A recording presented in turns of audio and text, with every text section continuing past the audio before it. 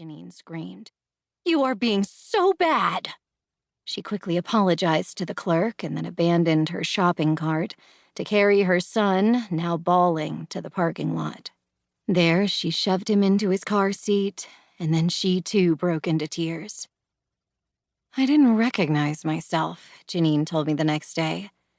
"I just feel so guilty." She had called her son bad when everything she knew about him told her otherwise. When he was calm, he was loving, gentle, and polite.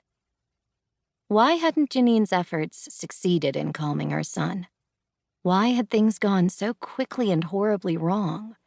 And what could she have done differently? Nearly everyone who raises or cares for children has experienced plenty of moments like Janine's. In more than 3 decades as a child psychologist, I have met countless parents like her, caring, compassionate, insightful people, eager to see their children flourish and thrive, but now wondering what they are missing. Again and again, I hear the same refrain. "We're doing what the parenting books say to do. Why is it falling short?"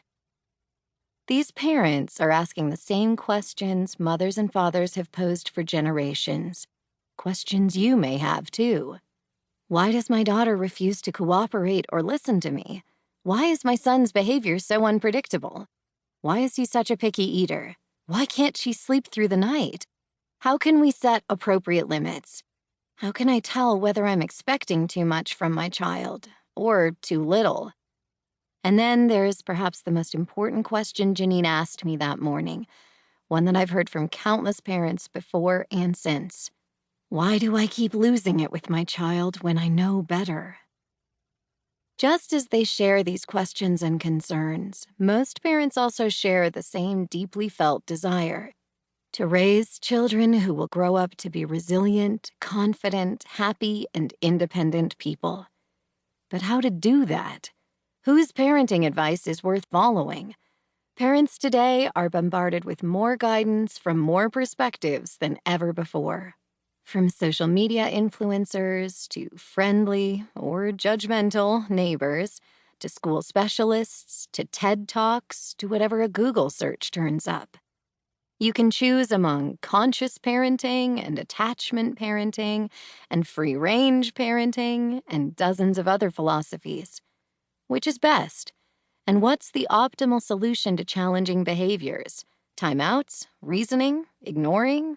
Pausing and counting to 3? Something else? Of course, parents want what's best for their children. But many of those I see in my practice are understandably confused and perplexed about what that is. With so many perspectives to choose from, whose wisdom can you trust? In more than 3 decades working with children and their families, I have come to realize that there is no one-size-fits-all approach to successful child rearing. What's most important isn't the rules, but the child.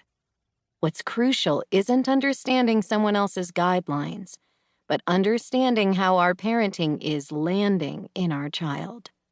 Once we have some insight into how a child is absorbing the interactions and circumstances they experience, we can begin to discover more personalized and more effective answers to common parenting questions.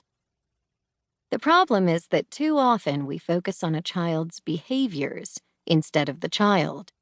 We're concerned about solving problems instead of cultivating relationships and building bonds.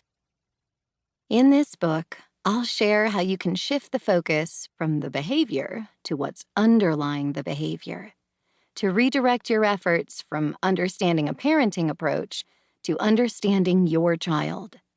My aim is to help you adapt your parenting to the individual needs of your child, and in turn, build a connection that helps them become more resilient.